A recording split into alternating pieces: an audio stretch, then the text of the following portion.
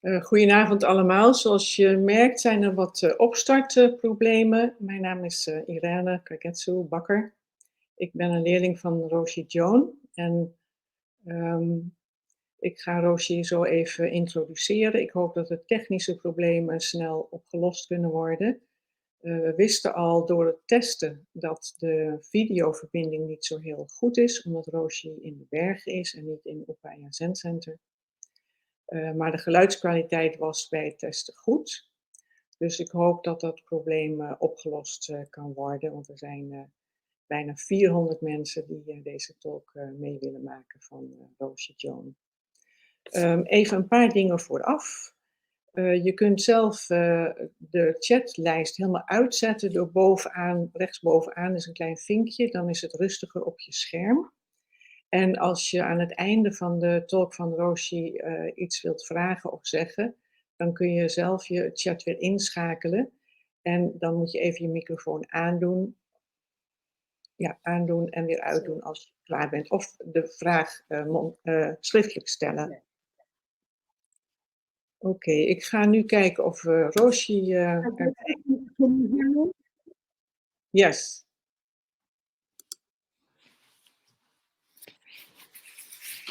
Okay, so Roshi, can you hear me?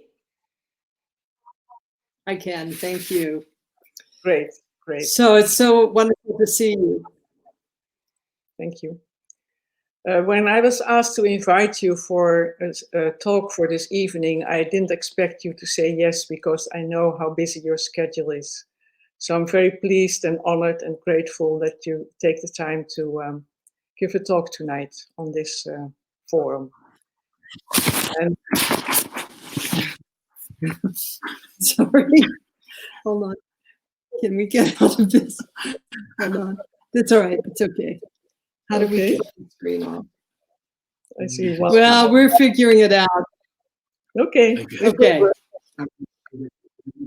Yeah, please. So some people know you from your books, or because you're a wonderful Zen master, or from Upaya Zen Center, where people can listen to all these podcasts and do wonderful programs. Many people know you because you've been on retreats that we organized in the Netherlands in 2014, 16, and 18. And then you told me, oh, I would like to come back in 2020. And I said, well, maybe not, you know, traveling. And here you are. It's 2020 and you are in the Netherlands without any traveling and no jet lag. So I'm very happy that you're here. And I hope the technical part will be okay. So I'll give you full screen. And it's up to you how you divide the evening. And if you want to invite people to ask questions at the end, that's fine too. And then I'll come back and probably say thank you to you. Thank you. Thank you. Sensei Kagetsu, I'm wondering if it would be okay if we actually began with questions. I would really love to hear questions from our community, and then I can give a talk, you know, blah, blah, blah. Okay. But first, I'd love to know what, what questions people are having at this time when many of us are in compassionate containment. Mm-hmm. Ja. So, dus mensen, jullie kunnen een vraag stellen aan Roshi. En als Engels lastig voor je is, kun je het in het Nederlands doen en dan zal ik het vertalen. So if they ask a question in Dutch, I will translate it for you. Great.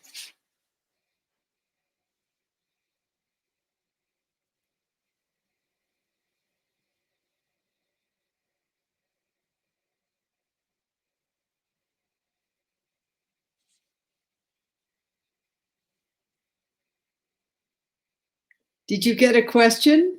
Not yet. Because I said, Dirk, Ike. Okay.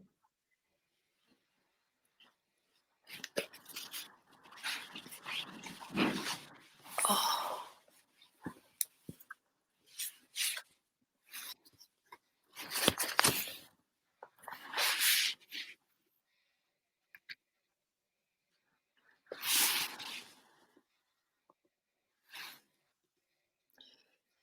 Well, Here's the if question. no questions are coming, is it that?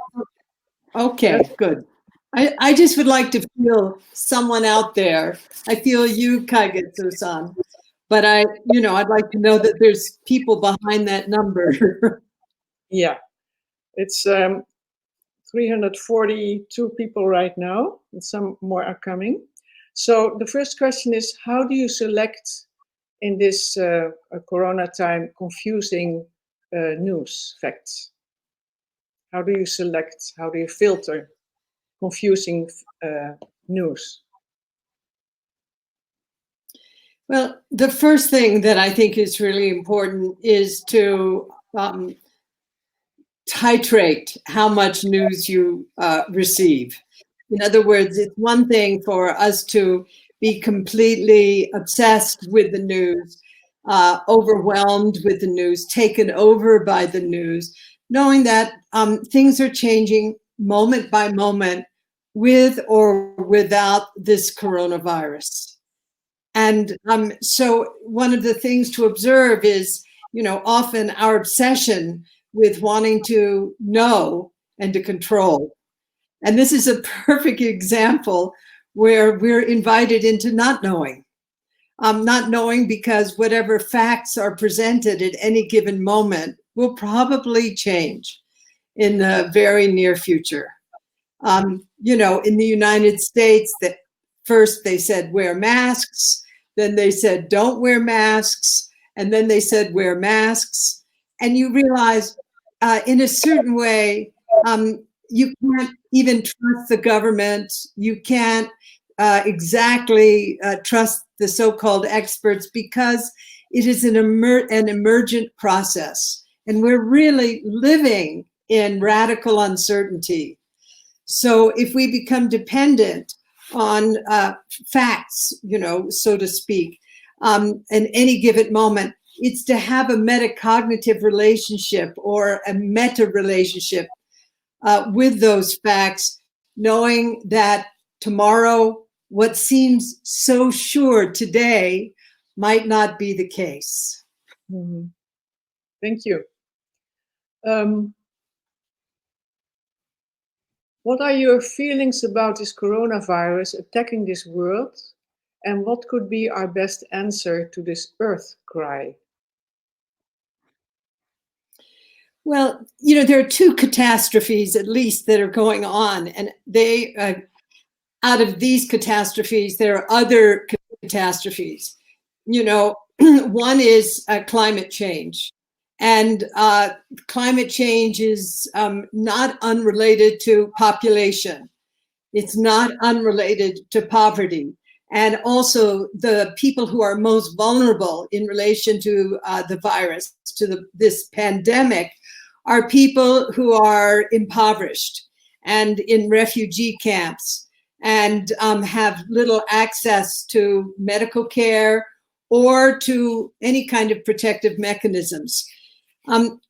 This pandemic, combined with climate change, I hope, in spite of the great harm it's doing in relation to our social systems and to individuals, including the death rate in relation to the virus. I hope that what we will see in the future is a just and sane economic system, a system which is characterized by economic justice, not the 1% problem that we're suffering now.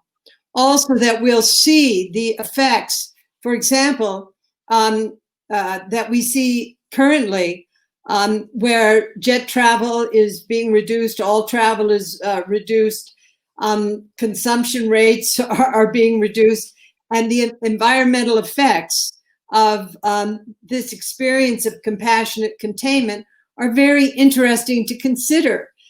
Whether it's the dolphins, the cetaceans not being impacted so adversely by the shipping industry, or what's happening in terms of some slight reduction in the carbon load in the atmosphere.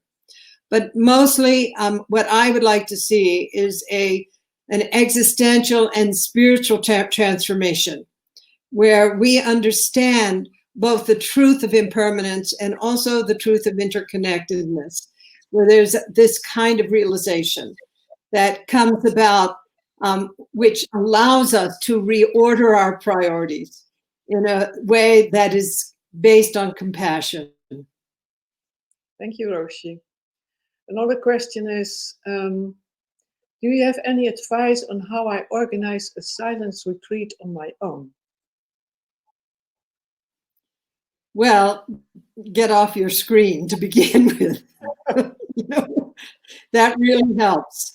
And you know, another thing that is very helpful is setting up a realistic structure. Structure really allows us to bring order into our lives. You know, recently the writer Natalie Goldberg gave a Dharma talk at Upaya where she kept returning to how important structure is. And if we're just kind of in this randomness of, well, I think I'll meditate now. No, I think it's time for a stroopwafel. Where we're just, yeah, sorry, I do like stroopwafel.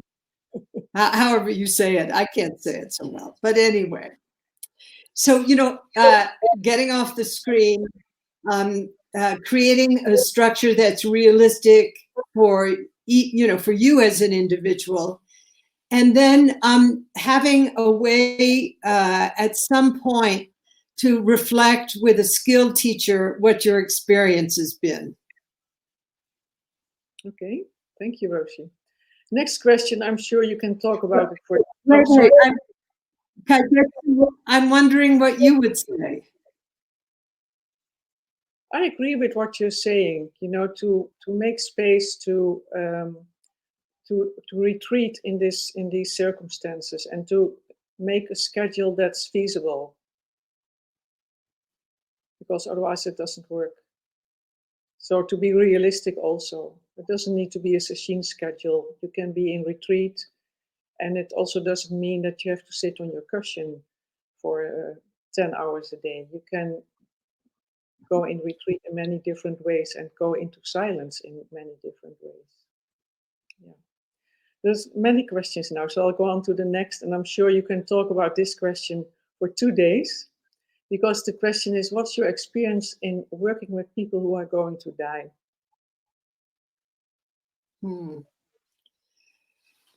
Well, I think really the most important attitude to bring to that work is this image of coming alongside. And coming alongside is an image that comes from boating, from, you know, one boat is moving along toward death, if you will. And the caregiver comes alongside in a very respectful and caring way in relation to the journey the dying person is taking. So in order to come alongside, we ourselves have had to develop internal resources that allow us to be stable, to have a sense of our own direction, to know what our triggers are, and to go back again and again to our intention, to what is motivating us to actually serve people who are dying. And another thing I think that is really important is the sense of mutuality, that there's, yes, offering care, but also the benefit that we as caregivers receive in actualizing a relationship that is grounded on compassion. So it's to actually rest in that sensibility oneself, that it is a relationship where mutuality is present. Thank you, Roshi. The next question, a practical one. How do I stop myself from getting angry at my partner when being stuck in the house so much? Well, this is actually, it's not a funny question, though it sort of makes one laugh, particularly because I don't, I live in another kind of situation. But I think one of the things is to understand that anger in these conditions is unfortunate but normal. And I learned from working in the prison system in New Mexico. It was a very violent and highly charged setting. And I learned so much about anger working in that system, because it is a system that is characterized by rage. And in really exploring anger with these men that I worked with, all of whom were on death row or maximum security, I learned that anger is associated for many individuals with a sense of helplessness, of not having autonomy, of loss of control. And I also recognize that ancillary to anger for many of these individuals was sorrow. And I began to change my relationship with anger, both with myself and in relation to others, seeing anger as an expression of helplessness. And as that, that kind of reframing allowed another relationship to people who are angry.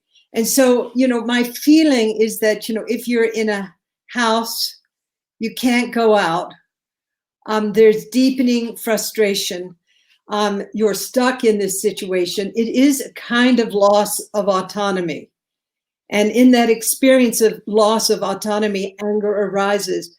And it's then to actually name it.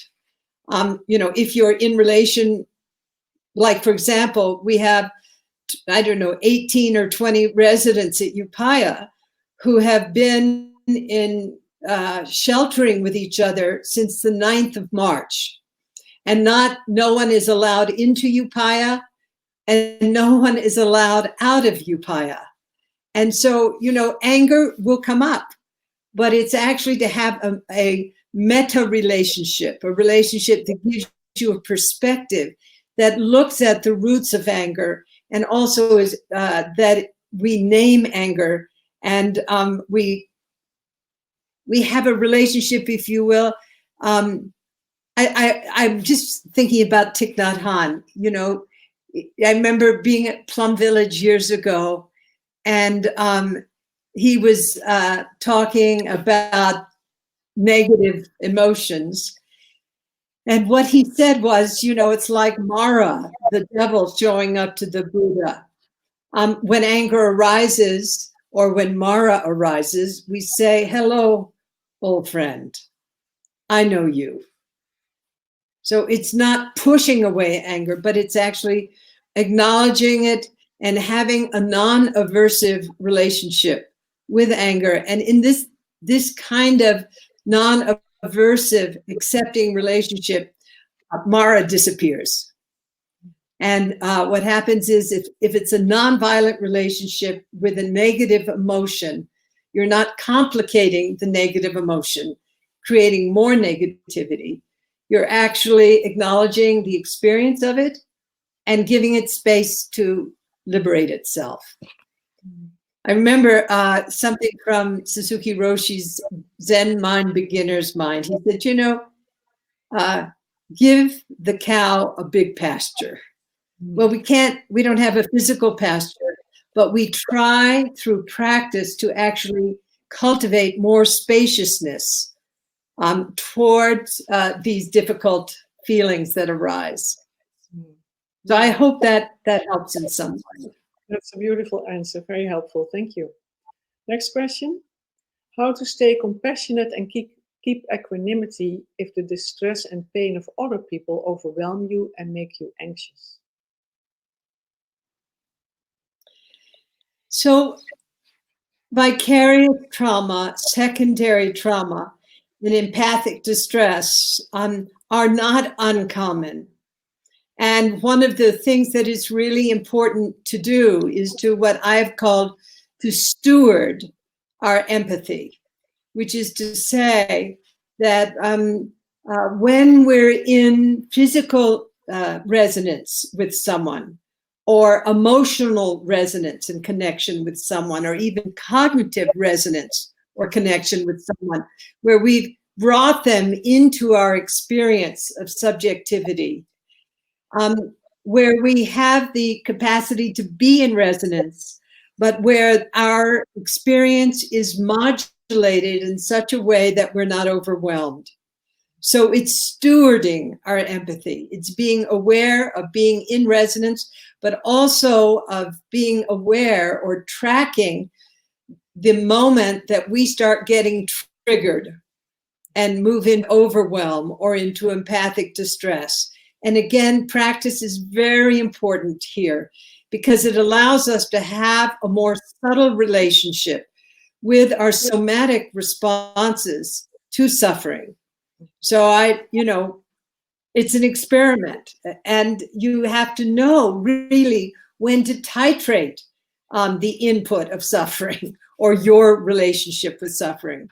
And when you find yourself moving into distress, it's being able to downregulate, usually breath deep in the body or allocating your attention to sensations like your feet on the floor, or just remembering you are there to serve, and you becoming upregulated or distressed in the encounter with suffering will not serve others. Yeah. And you described that in your new book also, right? How to deal with these kind of... Yeah, I go into a lot of detail about that. Okay. I think the book covers it a lot. Yeah. Next question. Corona helps us to develop more and quick compassion. Do you think so? Well, I think this virus is teaching us a lot. I don't think all the lessons will be visible to us, but I have suggested that the virus has actually brought us into an individual as well as a global rite of passage, where we are experiencing the three phases of a rite of passage in this experience with the virus. The first phase is separation. We have been separated from the experiences that we're used to, being able to move about freely, get on airplanes, go to cafes. We're in a period of deep separation, many of us in isolation, many of us in shutdown, lockdown in our houses. And this is really the first phase of a rite of passage. In the second phase of a rite of passage, it's called the threshold experience. And actually, this paradigm was articulated by a Dutch anthropologist or ethnologist in the 1920s, Arnold van Gennep. So I just say thank you for this wonderful Dutch ethnologist, because this ethnologist's work influenced my own work in anthropology. Joseph Campbell, Mircea Eliade, and many people who are in the field of anthropology, mythology, and also psychology. But in any case, the second phase of a rite of passage is this threshold experience, and it's the same root as the word for thrash. It is as though in the threshold experience, we're being beaten apart. The hard shell that is around us is being broken open by the circumstances that we're encountering. And for some people, it can destroy their lives. But for other people, it can actually build character. It can really enhance one's resilience by meeting catastrophe. You know, I think of Malala, who was shot in the head and almost killed for her vision around the education of young women. This was in Afghanistan. And, you know, she came out of that experience even more inspired.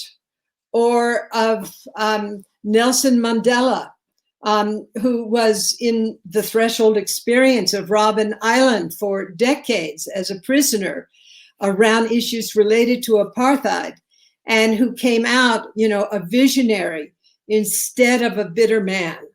So, you know, we have an opportunity to address deeply the structures and behaviors that have given rise to what is happening in the world today in relation to the refugee crisis, to climate change, to the economic crisis, to the rise of fascism in different nations, and to move forward possibly into an emergent process of creating a world which is sane and which is just.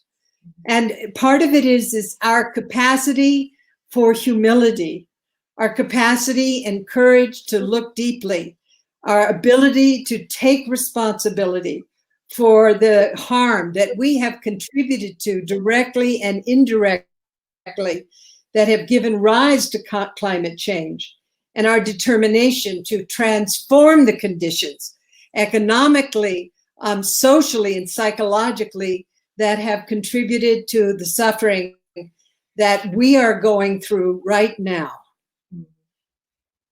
Thank you, Roshi. And that also covers the next question, which was, what do you think is the message of the COVID-19 for our time? So I think you covered that question. I think the message is wake up.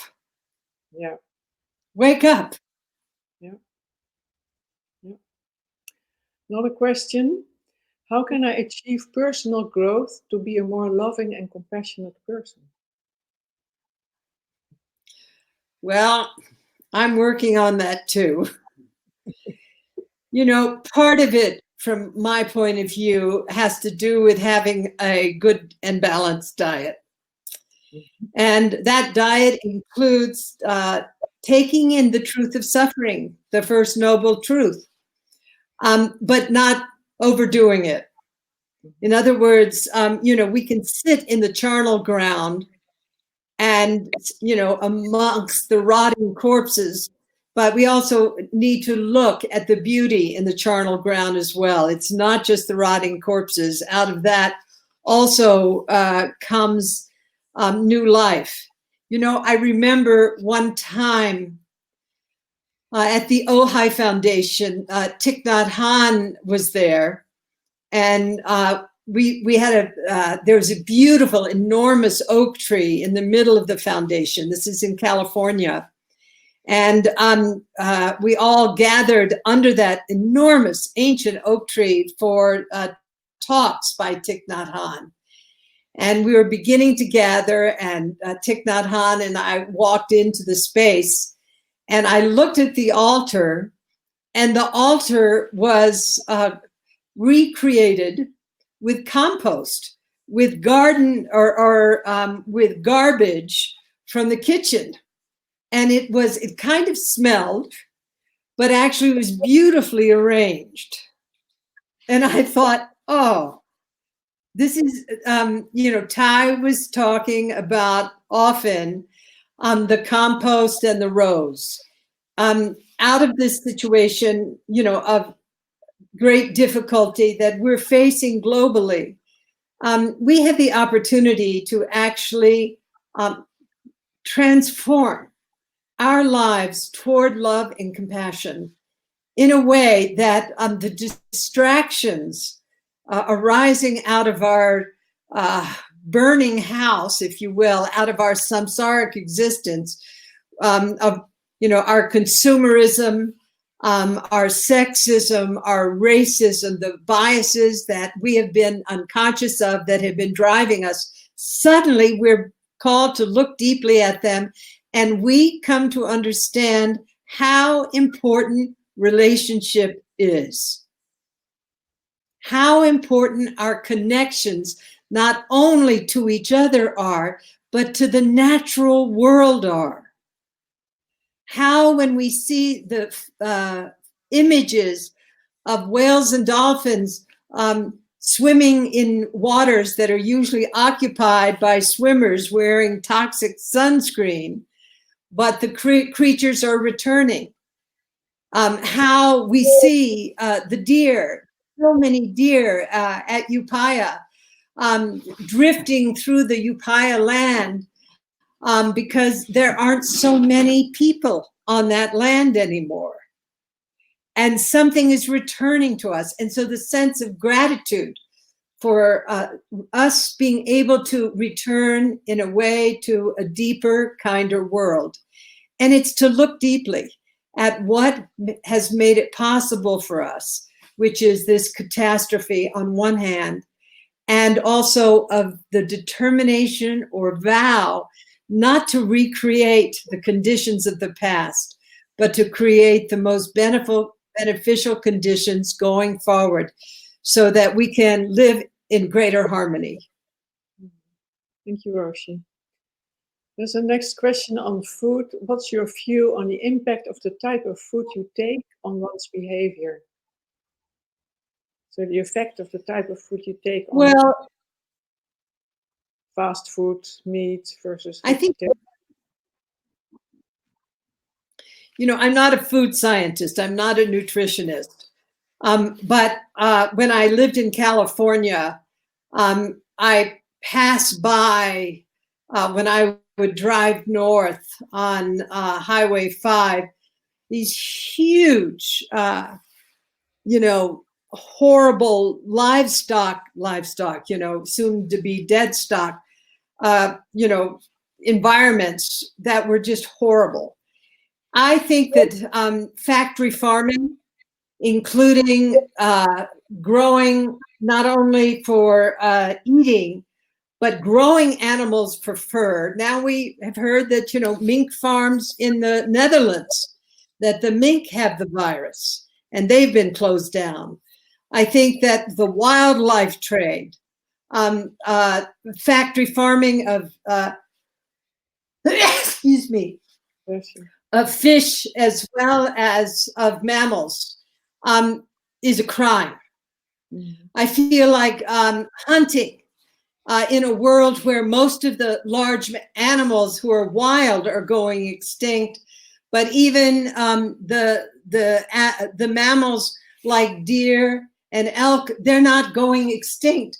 But in the forest where I live right now, maybe I can show you, I'm out in my mountain refuge, the forest where I live, the elk and the deer and the mountain lion, the bear have turned mostly nocturnal in order to avoid humans. And, you know, this is a world, I feel that, you know, if you're an indigenous person and hunting is part of your culture, it's one thing. But the idea of hunting for sport, I think, is criminal. Mm-hmm. I feel like it's also criminal to factory farm, to push pigs and cattle into these tiny little spaces for our consumption. And I think that we're beginning to see that the kind of plant-based diet that many of us appreciate is really a diet that is healthy not only for us, but at the physical level, but also at the spiritual and psychological level. Thank you, Roshi. Then there's a question. But that's just my opinion. Nan, that's what Roshi Bernie Glassman would say, right? That's just my opinion. That's right. It's just my opinion. The next question. Could you tell the brief story of your life? No.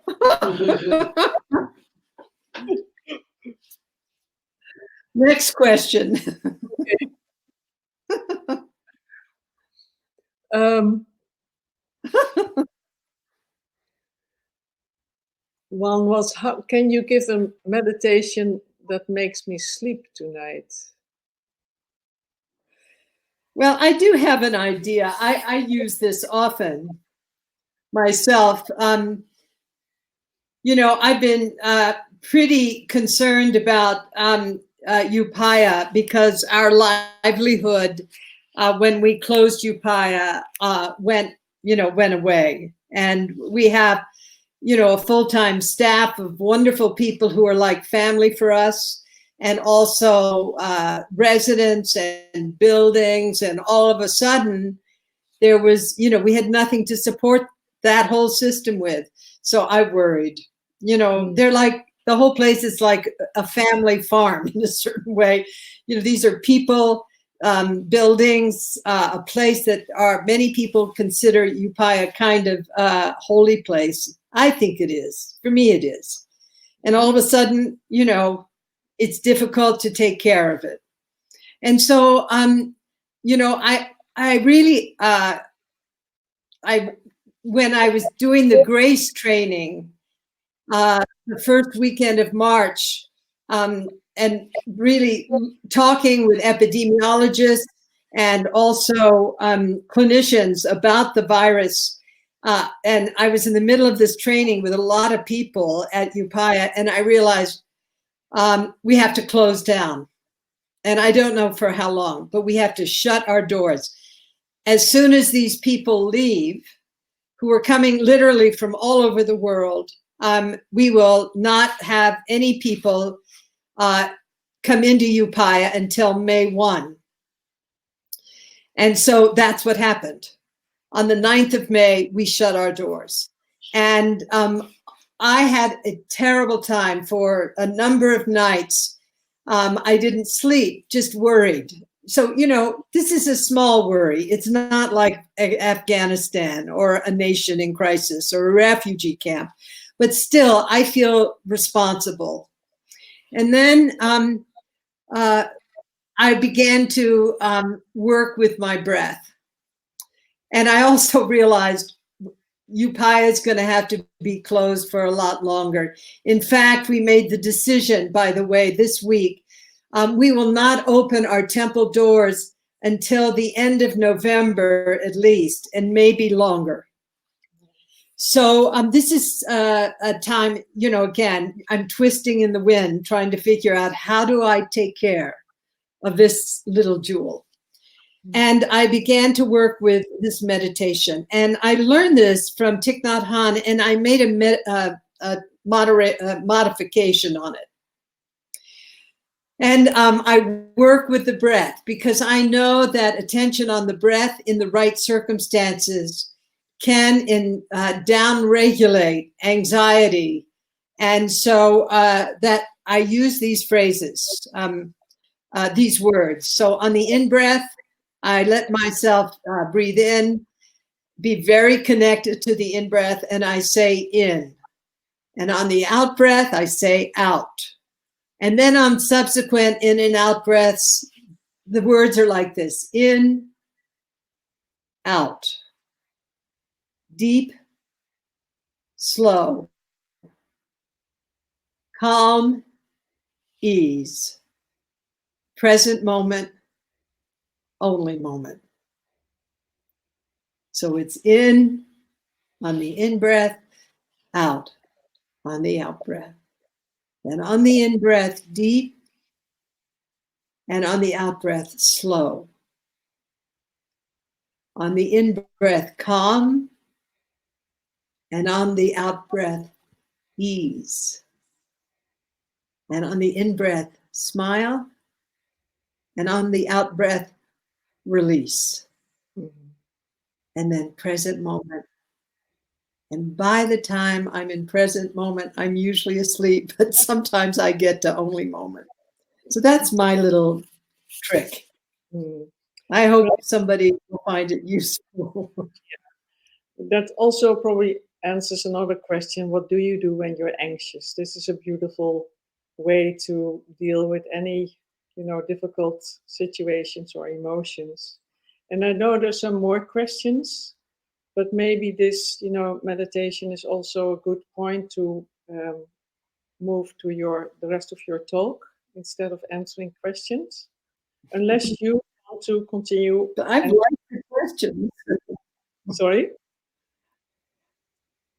What would you do? I like the questions, but I'm happy to. Yeah, I'll say something because we only have a few minutes left in the session. So we have like half an hour left. So one question is, and maybe that's another one. What was your motivation to write Standing at the Edge? Well, that's a good question to start my talk. So I'm really so grateful, Kaigetsu and my Dutch friends, that the book has been translated into Dutch. Really grateful. And I wrote it in part because over many decades, I've had the opportunity to sit in interviews and interactions with caregivers and people in human rights organizations and educators, teachers, and politicians who shared with me how much they have suffered in caring for others. And that suffering was not unfamiliar to me.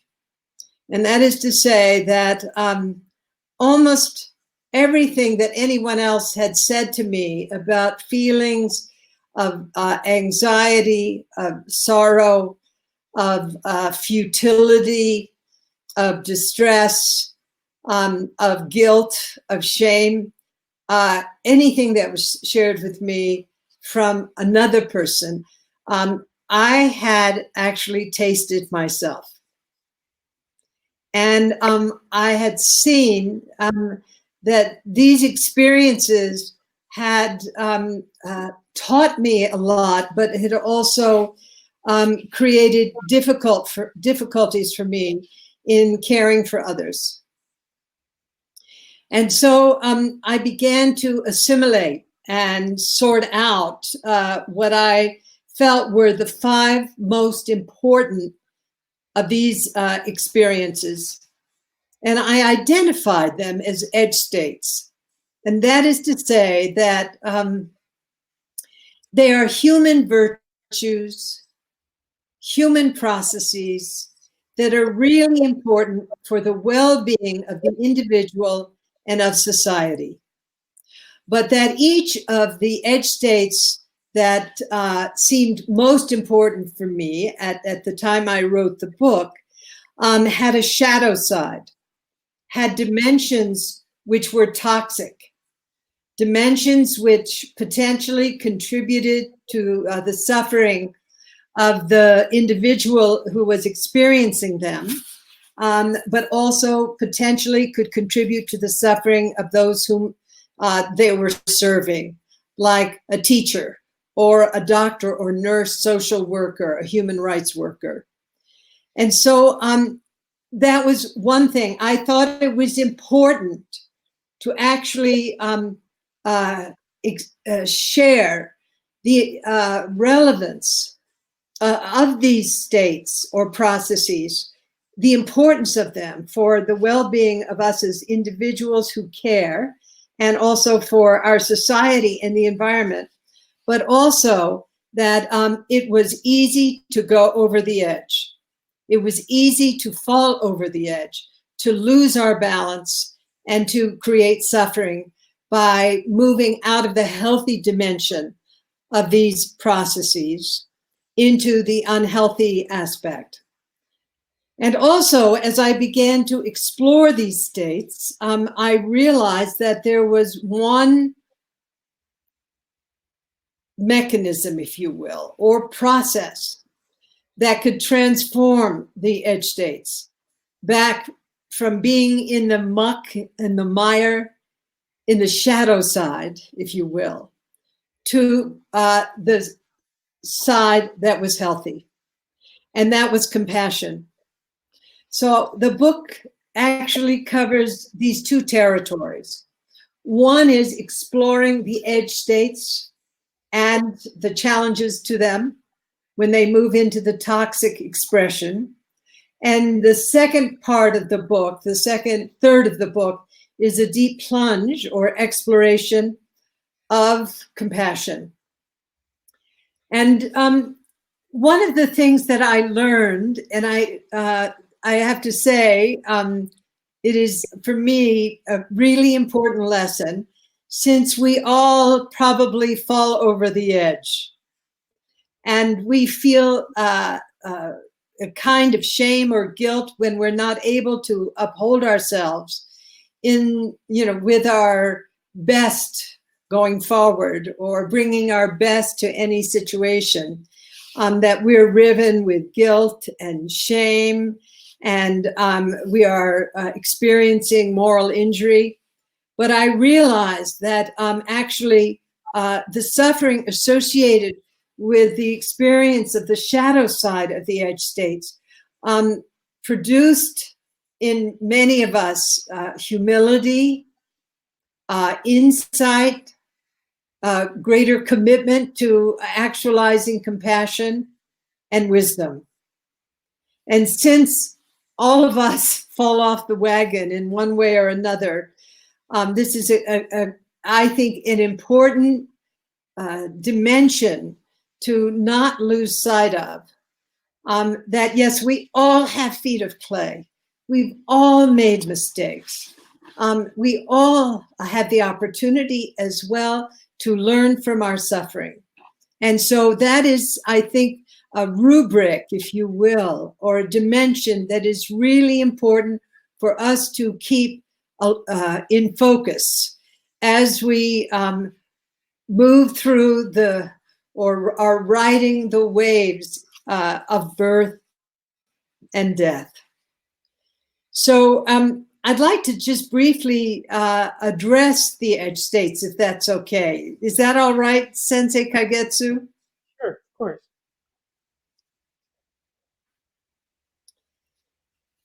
So the first edge state that I looked at was altruism. And altruism, all of us have been subject to it, and we have as well manifested it.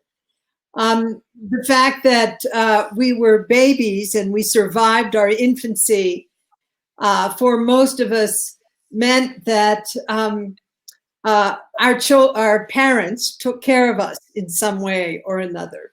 And Joel, do you have your cord, your power cord? It's okay? Okay. I just don't want to run out of juice in the middle. Great. So some of you just briefly met Joel. Noah's down at Upaya. Joel is helping me here, and he's from the Philippines and is a lawyer with the United Nations, who's worked primarily with the Palestinians in refugee camps. But he's now a part of our community at Upaya. But in any case, altruism, and Joel is a very altruistic person, I will say right away. Altruism is an essential quality for us as human beings to be in the swim of. None of us would have survived as infants, but also it's uplifting. It is a virtue in society that when we experience it, when we're subject to it, or when we're manifesting it, it is morally uplifting. But also altruism has a pathological expression, and that is when we engage in acts that are unselfish, that are fundamentally selfless, that cause harm to others or ourselves. We've moved from healthy altruism into pathological altruism. And this is important for us to be aware of. Pathological altruism is when we ourselves are harmed by caring for others, or that we harm others in our acts of caring. For example, sometimes, for example, we are appearing altruistic, or we're engaging in acts that are very unselfish, but are actually disempowering the very people whom we're endeavoring to serve. Or that we harm the institutions that we're serving in, or the institutions or even the nations that we're endeavoring to serve. Like, for example, what happened in Haiti is a good example. And it's also sometimes a kind of slippery slope. That is to say that it's not always possible to define when an act is healthily altruistic or when it's pathological altruism.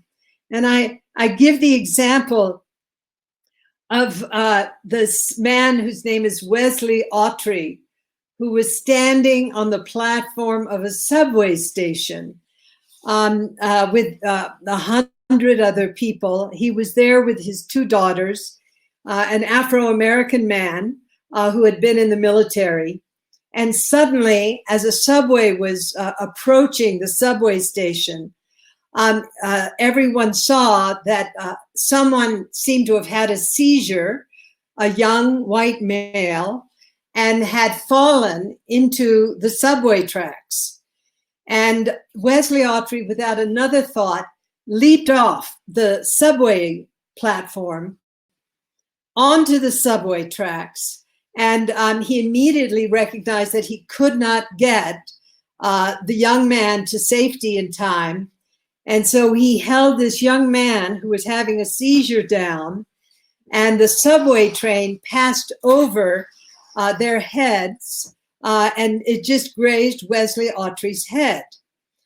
And then he was deemed a great hero and a great altruist. Now, what is interesting, so I love that story. You know, here he is, a man who has 2 children. His response was completely unselfish. He saved the man's life, and he did it from a point of view that he wasn't looking to get merit points. So that's altruism. You're not looking for praise. And it's an unselfish act that benefits another. But what if Wesley Autry had been killed? If we just look at this from another point of view, a kind of hypothetical case. What if Autry, the subway, as Autry was trying to save Hala Peter's life, the life of the young man who was having the seizure, what if the subway had killed Wesley Autry? And what if it had killed Hala Peter as well? Well, probably then Wesley Autry would have been deemed a pathological altruist. So you see, it's a kind of slippery slope, if you know what I'm saying. Sometimes acts that are unfiltered, unmediated, completely unselfish could lead to great harm. So we don't know. So again, I go back to what is it to sit with not knowing? We can't say. You know, another example I give in this regard is the Thich Quang Duc in the mid-1960s, immolating himself. The Vietnamese monk protesting the war, setting himself afire while sitting in complete meditation. You know, in Buddhist circles for decades, we have explored, was this an act of altruism, of complete selflessness, or was this an act that violated the precepts? So I think one of the things that is important to understand as we explore the edge states is that even things that could be deemed healthy altruism from another point of view could be considered unhealthy, and or things that acts that look unhealthy could actually, from another point of view, to be deemed healthy. I also look at empathy as an edge state. And empathy is the experience of expanding our subjectivity to include the experience of another, whether at the somatic level, the level of the body, or at the heart level, emotional empathy, or at the cognitive level, what's called perspective taking or mind reading. And but empathy, we know from the work by social psychologists, and also more recently from the point of view of brain scientists, empathy that is not regulated, that is not appropriately modulated, where we don't distinguish self from other adequately, can overwhelm our organism, our psychomental organism, to the point where, which is called empathic distress, and can lead to very unhealthy outcomes from vicarious suffering. So the exploration of empathy is really important. And I often say, a world without empathy is a world where we are dead to each other. But empathy that is not regulated adequately could lead to overwhelm. And then I look at integrity. And integrity, I think, is a very important value, but also experience. It is when we are morally and ethically aligned with values that are fundamentally pro-social and pro-environmental. And when we are out of integrity, we experience moral suffering. And so looking at moral suffering has been something that has been, important for me at this time, particularly in relation to what is happening in the medical community and also in the political realm. And I identify 4 different aspects of moral suffering. And they include moral distress. And that is the distress that arises from our experience of seeing a pathway through a moral dilemma that we feel is aligned with values that are pro-social and or pro-environmental. But we are not, because of internal conditions or external conditions, able to actualize that path forward in a way where there is moral alignment. And so we experience moral distress. I also identify moral injury. Moral injury is when we are part of or we view acts that are egregious, that cause terrible suffering to others. That, for example, where moral distress has been primarily identified is in the military.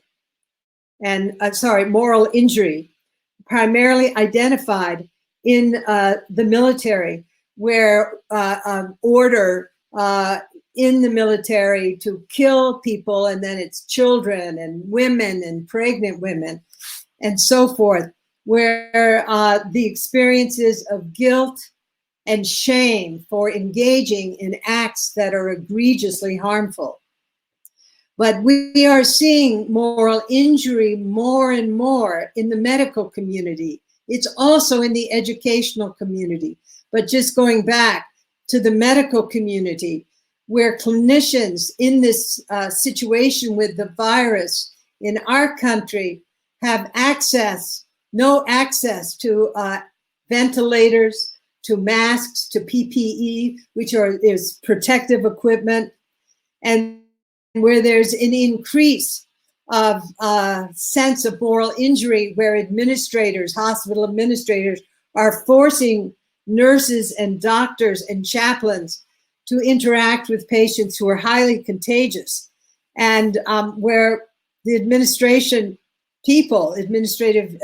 people feel moral injury for sending clinicians into the front lines of contagion, or when clinicians have to make decisions about care, or chaplains about care, where a chaplain cannot let a family in to the room of a dying parent or child, where a clinician has to give a ventilator to a young person because that is what has been asked of them by regulations, instead of the older person or the disabled person, where they experience guilt and shame in relation to limited resources, and the experience is deemed moral injury, where even clinicians are taking their own lives because of not being able to deliver the kind of care that they feel is deserved by people who are in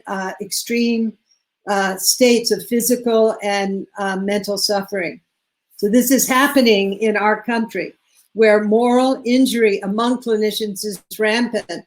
And some of my students, both chaplains in training, and my students who are clinicians, are interacting with more and more clinicians who feel shame, guilt, and absolute futility in facing the overwhelming needs that are not being able to be met because of the limitations that are being posed on them by the government and by medical institutions. Moral injury. Moral injury leading to suicide. Moral injury leading to abandonment of profession, and so forth. The third moral suffering that I identify in these conditions is moral outrage. And that is a sense of self-righteousness or blaming and shaming and it's a combination of anger and disgust that we are feeling, in my country anyway, toward our government, where we are seeing rampant corruption and lying and the withholding, stockpiling of PPE, of protective equipment, of ventilators, and so on, causing harm and death to so many. And as we just recently read, more people have died in this country in the past few months of this virus than died during the entire course of the war in Vietnam. So we feel moral outrage, many of us, toward our country. Now, I know that also a good dose of moral outrage can create the internal conditions where we demand accountability of those who are, in power. But moral outrage, which is related to an episode, is different than moral outrage, which is chronic, which becomes the kind of psychological meme out of which we are operating, and can cause great harm to us and also to those whom we are hoping to serve. And the final kind of moral suffering that I address is related to the experience of moral apathy. And that is living in a bubble of privilege, whether it's a country that has access to tremendous support, or the privilege that we experience of education, or economic privilege, or the privilege of race, or the privilege of being in the bubble of a community where we don't even see the suffering that is in the world, the refugee camps, people who are impoverished, people of color in our nation who are subject to much terrible conditions of pollution and have underlying conditions where they are more vulnerable to this virus, and so forth. And breaking out of this bubble of privilege is really important. But also another kind of moral apathy is induced through addiction to our devices, addiction to substances, addiction to lifestyle, addiction to sexuality. So, that produces a kind of haze in our, making it us less able to actually perceive the truth of suffering, and then to take responsibility for transforming those conditions. So moral apathy, another very important aspect of moral suffering. I then look at respect and disrespect, and respect is holding people, the environment in deep regard, and disrespect happens on two axes, which I've identified: horizontal hostility, that's bullying or disparagement that happen from peer to peer, or vertical violence, which happens either from a top-down situation, like a physician treating a nurse disrespectfully, a teacher treating a student disrespectfully, or a student treating a teacher, or a patient treating a clinician disrespectfully. So horizontal hostility and what's called vertical violence. And then finally, I look at engagement and burnout.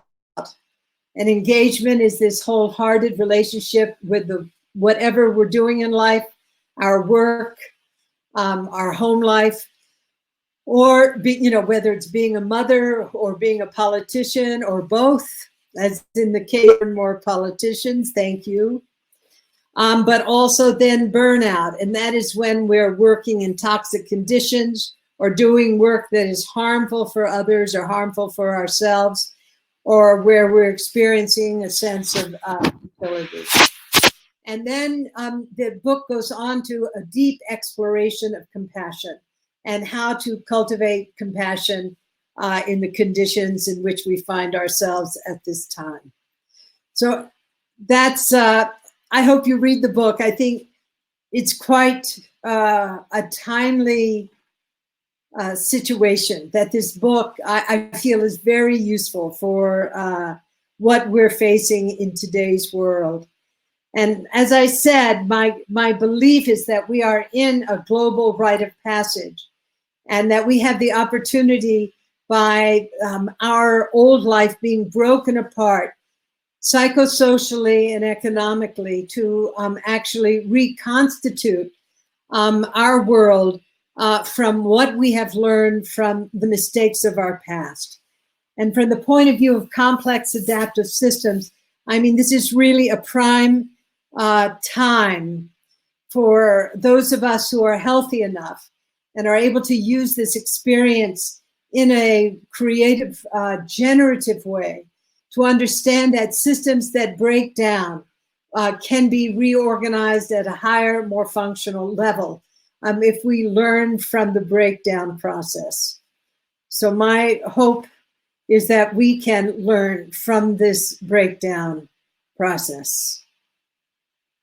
Well, thank you all for joining Sensei Kagetsu and me today, and for the opportunity to share some of my mistakes and also the gifts that I've received from so many about what they've been through in their efforts to serve others.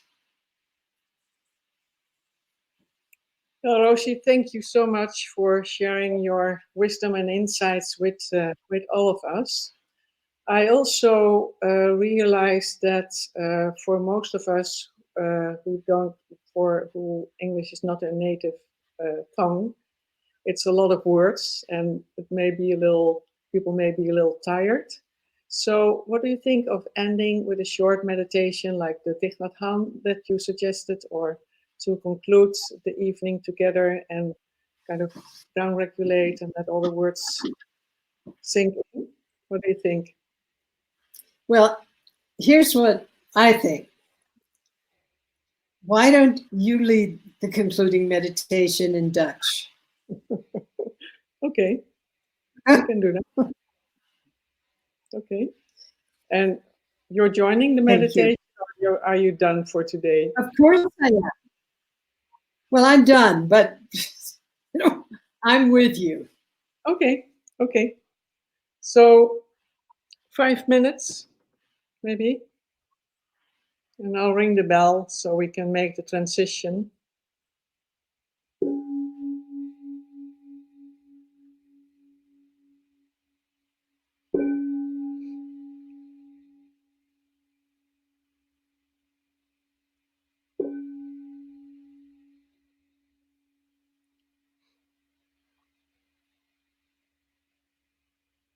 Dus na zoveel woorden gehoord te hebben in een behoorlijk hoog tempo, kan me voorstellen dat het veel was voor sommigen. Behalve dat het ook interessant was. Maar kijk of je nu alle woorden maar kunt laten gaan.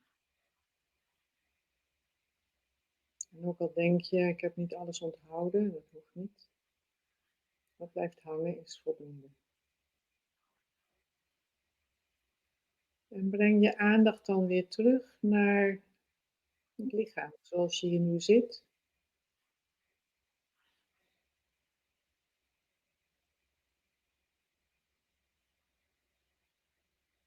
De contactpunten te voelen, wat altijd helpt om je aandacht naar binnen te brengen. En ook om je geest te kalmeren.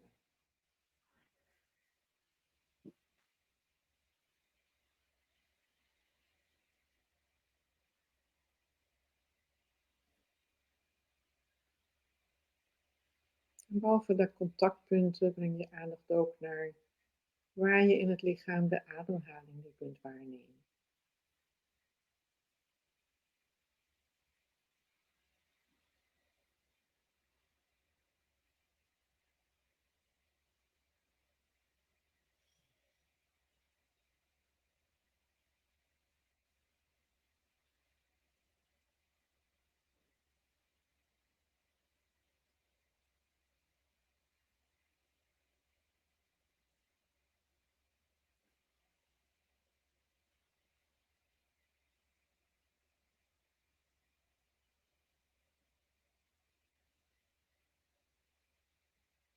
En zoals Roshi eerder aangaf, zou je ook met woorden kunnen zitten. Met de in- en de uitademing.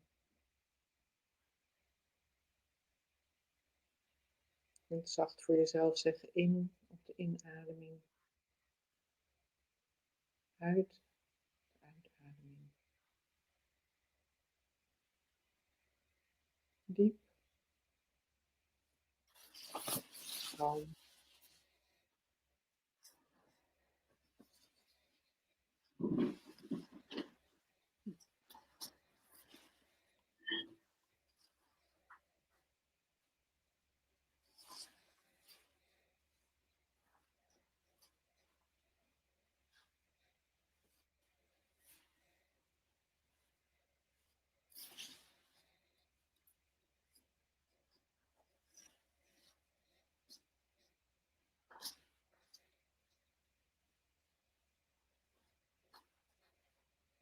En werkelijk teruggaan naar jouw eigen stilte.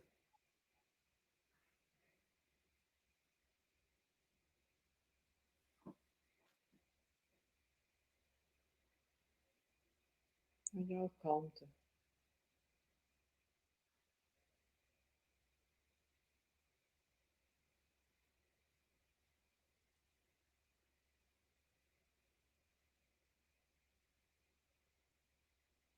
Thuiskomen bij jezelf.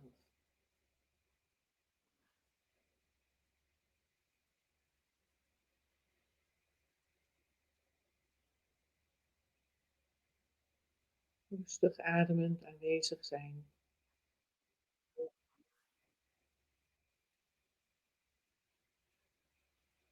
En tegelijkertijd verbonden weten met alle mensen die nu samen deze avond bij elkaar gekomen zijn.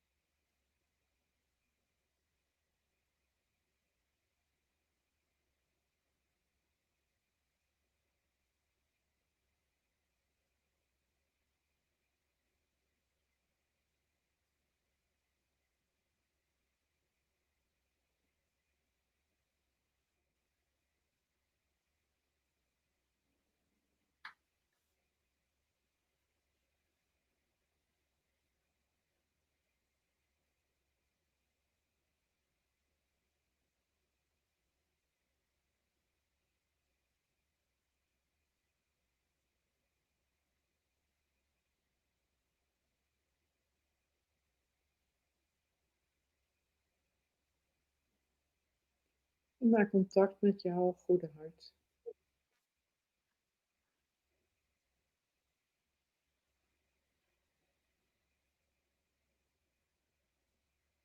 En om de meditatie af te ronden kun je een goede wens sturen naar iemand die je kent.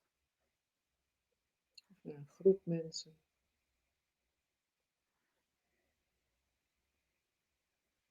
Die verbondenheid uiten.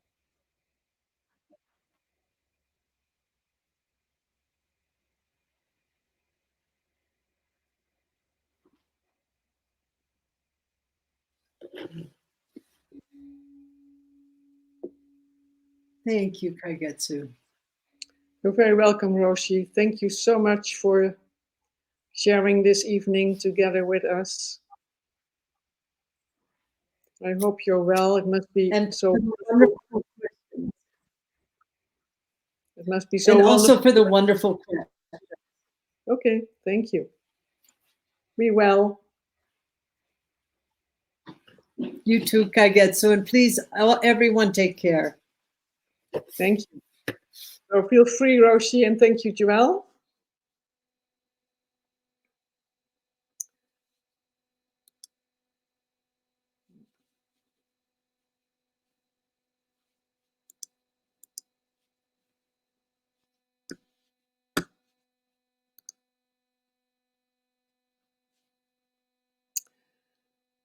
Dus iedereen, dankjewel voor je aanwezigheid. Dankjewel weer Dirk en Joost en ook Aaron om dit allemaal ook technisch mogelijk te maken, inclusief de mogelijkheid voor YouTube. Mooi dat ruim 400 mensen mee wilden doen. Nou, mocht je nog iets willen zeggen, dan kan dat via de chat. Ik realiseer me dat we aan heel veel vragen niet toegekomen zijn. Niet alleen de vragen, ik heb voornamelijk naar de chats gekeken. En toen Roshi al met haar talk bezig was, zag ik dat er ook nog vragen op een andere manier gesteld werden. Maar ik merkte ook dat mensen een beetje voldaan waren van alle interactie met de vragen. Dus nou, geprobeerd daar toch een beetje een balans in te vinden. En jammer en het spijt me als jouw vraag niet aan bod is gekomen. Dankjewel allemaal voor jullie aanwezigheid. Je weet van de donatiebox, die ik altijd even moet noemen. En aanstaande vrijdagochtend geef ik nog de ochtendmeditatie, geleide meditatie. En dan sta ik ook stil bij de 3 tenets van Bernie Roshi Glassman. En Roshi Joan is een opvolger van Bernie Glassman en ik ben dan weer een opvolger van Roshi Joan. Dus het gaat over mijn Dharma grootvader. Dus welkom om daar aan mee te doen en ook aan alle andere mooie bijeenkomsten via 13 Now. Alle goeds voor jullie en slaap lekker straks.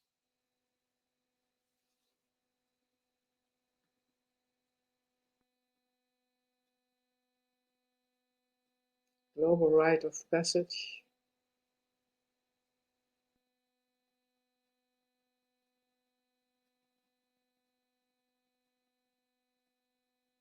Inspired. Thank you all so much.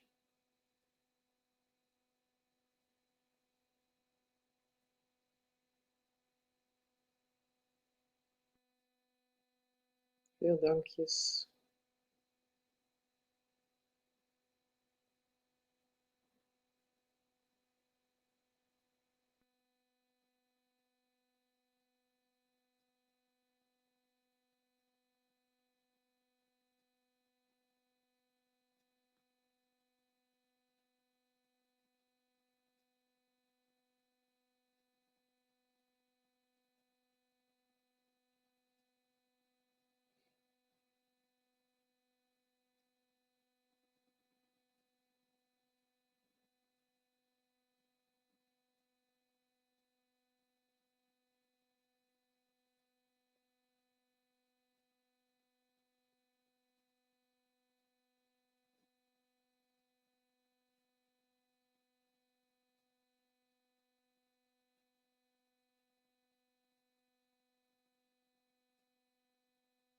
Ook heel leuk om heel veel bekende namen langs te zien komen in de chatberichtjes.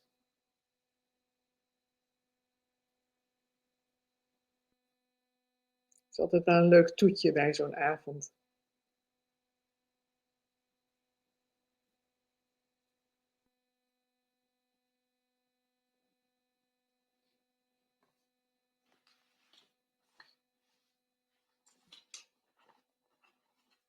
Iemand vraagt nog naar de woorden om in slaap te komen.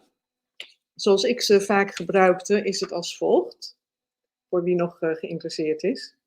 In, uit, rustig, traag, diep, kalm, glimlach en ontspan.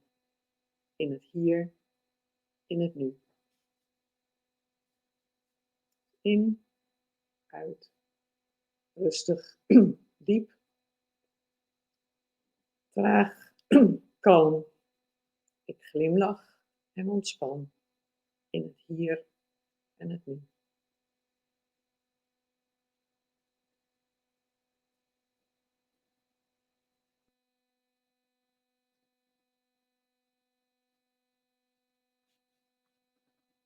Oh, Loes heeft hem ook, ja. Present moment, only moment. Goed, ik ga de meeting afsluiten. Ik heb jullie allemaal bedankt. Ook Dirk en Joost weer bedankt. En tot een andere keer mogelijk.